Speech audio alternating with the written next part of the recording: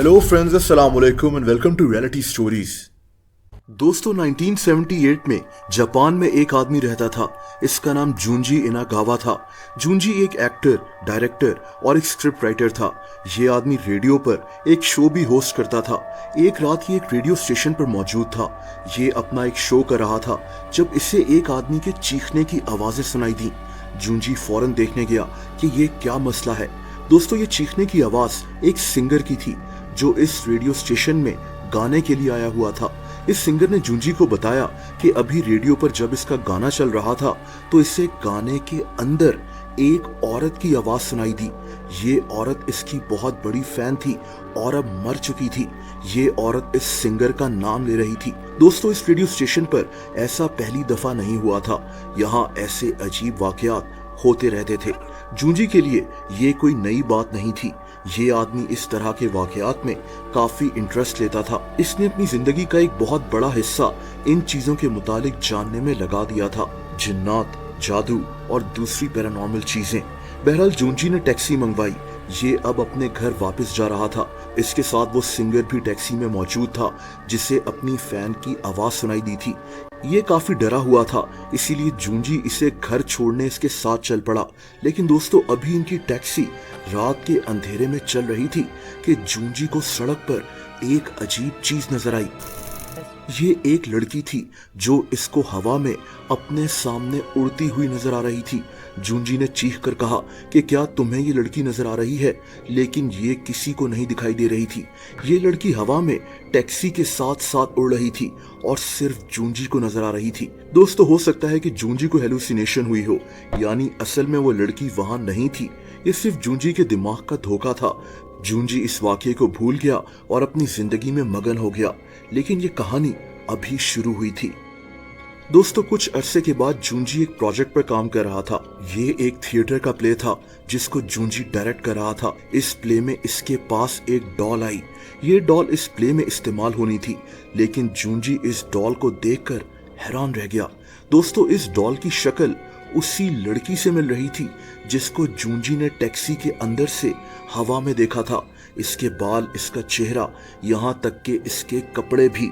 जूंजी को कुछ समझ में नहीं आ रहा था कि ऐसा कैसे हो सकता है। दोस्तों, इसके बाद इस थिएटर में कुछ ऐसा होना शुरू हो गया जिससे सब के सब बहुत ज्यादा डर गए थे। पहली बात तो ये हुई कि इस डॉल को बनाने वाला आदमी अचानक कहीं गायब हो गया। ये आदमी इस प्ले में दूसरे प्रॉप्स भी बना रहा था। इसको बहुत ढूंढा गया, लेकिन इसका कुछ पता नहीं चल सका। दोस्तों, इसके बाद इस प्ले को लिखने वाले आदमी के घर में आग लग गई। इसका पूरा घर जलकर खाक हो गया। ये वाकयात यहाँ खत्म नहीं हुए। इस प्ले में एक आदमी काम करता था जो इस प्ले की चीजों को, जैसा कि उस डॉल को तैयार करता था। इसके भाई की भी एक एक्सीडेंट में मौत हो गई। अब दोस्तों, हो सकता है कि ये सब एक इत्तेफाक हो, लेकिन इस प्ले के रिहर्सल्स के दौरान भी बहुत अजीब वाकयात होते थे, जैसा कि इनका सामान खुद ब खुद गीला हो जाता था। प्ले में इस्तेमाल होने वाली चीजें जैसा कि विग्स वगैरह को खुद ब खुद आग लग जाती थी। इस प्ले में काम करने वाले कई एक्टर्स जख्मी भी हो चुके थे। दूसरी तरफ इनागावा समझ चुका था कि इस प्ले में और इस डॉल में कोई ना कोई मसला है। ये आदमी पहले भी ऐसे वाकयात देख चुका था और इसीलिए इसने पूरी कोशिश की कि इस प्ले को यहीं खत्म कर दिया जाए। लेकिन मसला ये था कि इस प्ले पर काफी पैसे लग चुके थे। प्ले की टिकट्स भी बिक चुकी थीं। बहरहाल जब वो दिन आया जब इन्होंने परफॉर्म करना था, तो दोस्तों, यहाँ भी कुछ बहुत अजीब हुआ। प्ले में काम करने वाले एक्टर्स कुछ बोल ही नहीं सक रहे थे। इनकी जुबान ट्विस्ट हो रही थी, लड़खड़ा रही थी। इनको ऐसा लग रहा था जैसे ये सब के सब पैरालाइज हो गए हैं। दोस्तों, इन सारे वाकयात के बाद इनागावा ने सबको बताया कि इसको वो लड़की उड़ती हुई नजर आई और इस डॉल की शक्ल उसी लड़की से मिलती जुलती है। ये सारी कहानी बहुत ज्यादा मशहूर हो गई थी। इनागावा ने इस डॉल को एक ताबूत में बंद कर दिया था। इस डॉल का नाम इकी निंग्यो रख दिया गया, यानी द लिविंग डॉल। बहरहाल मीडिया इस कहानी के पीछे पड़ गया था। 1979 में जापान के एक टीवी स्टेशन ने इनागावा और इस डॉल को अपने स्टूडियो में बुलवाया। कहते हैं कि इस दौरान इनका जो स्टूडियो था उसकी लाइट्स बंद होकर नीचे गिर गईं और शो में टेक्निकल फेलियर्स होना शुरू हो गए। वहां मौजूद सब लोगों को वॉमिट यानी उल्टी की फीलिंग्स आ रही थीं। ये शो शुरू हो ही नहीं सका। इनागावा बाद में मुख्तलिफ टीवी शोज में भी जाता रहा, लेकिन इस दफा ये इस डॉल की कॉपी अपने साथ लेकर जाता था ताकि वहां कोई मसला ना हो।